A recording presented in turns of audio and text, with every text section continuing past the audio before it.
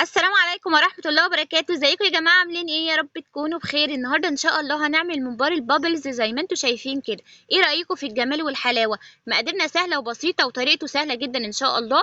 بس قبل ما ندخل على التفاصيل والحركات اللي احنا هنعملها، يا ريت تحط اللايك والاشتراك في القناة. انا هسمي الله كده اهوت. ومعايا اول حاجة دي البولة اللي انا هشتغل فيها. معايا حزمة من الشبت والكزبره والبقدونس، ومعايا بصلايه مبشوره مع 5 فصوص توم كده. ماشي، انا ضربهم في الكبه البصل مع التوم مع بعض. تمام، نبدا بقى نتبل. معلقه من البهارات، دي 7 بهارات يا جماعه. معلقه من الفلفل الاسود، معلقه من الكمون، معلقه كبيره من الشطه، دي اختياري طبعا. معلقه برضو كبيره من الملح.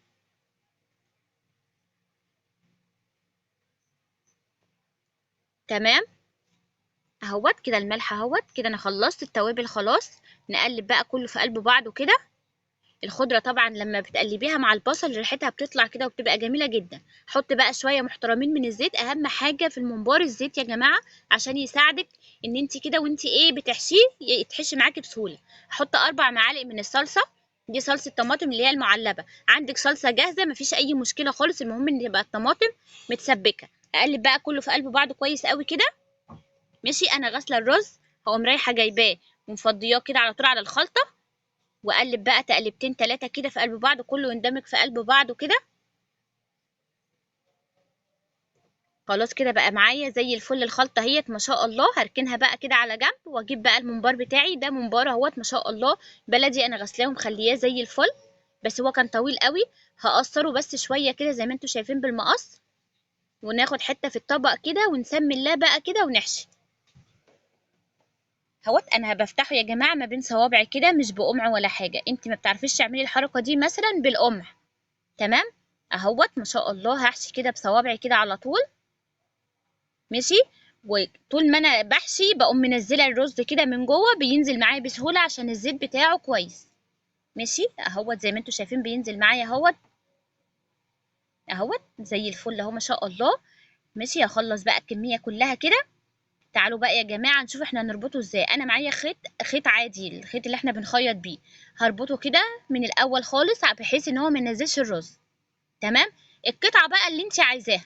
انت هتشوفي الحجم، مثلا انت عايزه الحجم قد ايه وتعالي كده وعقديها عقده من بالخيط كده زي ما انت شايفه. بس في حاجه، انا عقدت شويه مره واحده وعقدت شويه مرتين. المرتين طلعت ان هي ما شاء الله ماسكه جدا وما فكتش ولا اي حاجه. في بعض اللي انا عملته عقده واحده بس فك شويه، يعني هوا شويه مش فك قوي بس هوا كده. تمام، اهوت شايفين الطريقه يا جماعه ما شاء الله اهوت سهله جدا وما فيهاش اي افتكاسات ولا اي حاجه. بس النتيجه في الاخر بجد ان شاء الله هتبهرك. الاختلاف مطلوب يا جماعه عشان الواحد ما يزهقش.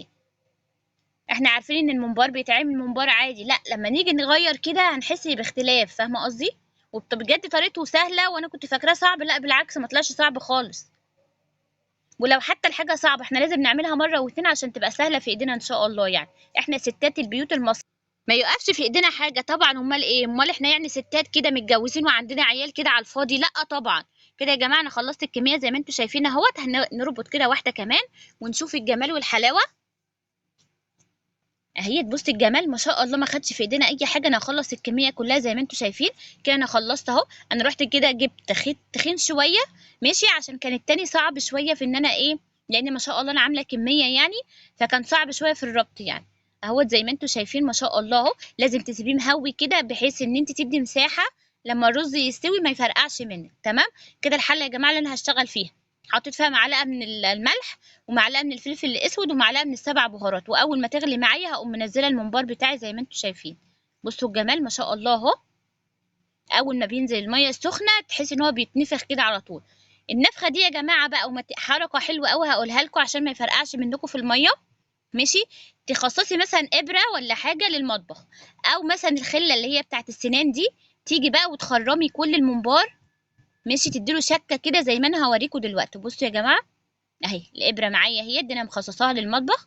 هخرم كل الممبار اللي معايا بالشكل اللي انتوا شايفينه كده. خرم بسيط بس يدي تهويه كده عشان ما يفرقعش معاكي ولا اي حاجه، وبيطلع ما شاء الله نتيجته ناجحه جدا.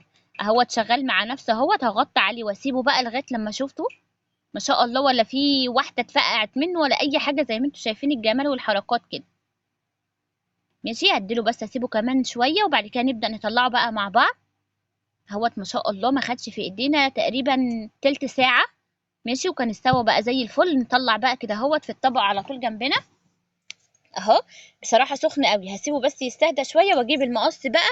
بصوا يا جماعه ما شاء الله، انا هجيب المقص ما بين كل واحده وواحده واقوم شايله، والخيط بيتشال معاكي بسهوله جدا اهوت زي ما انتم شايفين اهوت اهو اهو. والخيط بصوا يا جماعه الخيط بيتشال سهل جدا، يعني اكنك مش حاطه فيه خيطه اصلا.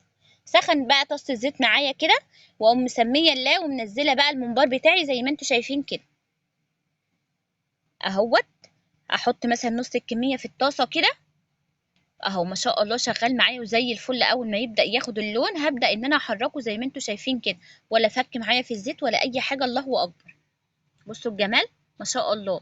هفضل بقى اقلب فيه يمين وشمال لغايه لما ياخد اللون اللي انت عايزاه. بس خلي بالك ان انت ما تغمقيش لونه قوي في الزيت، لان هو لما بيستهدى شويه لونه بيغمق شويه عن العادي. تمام كده.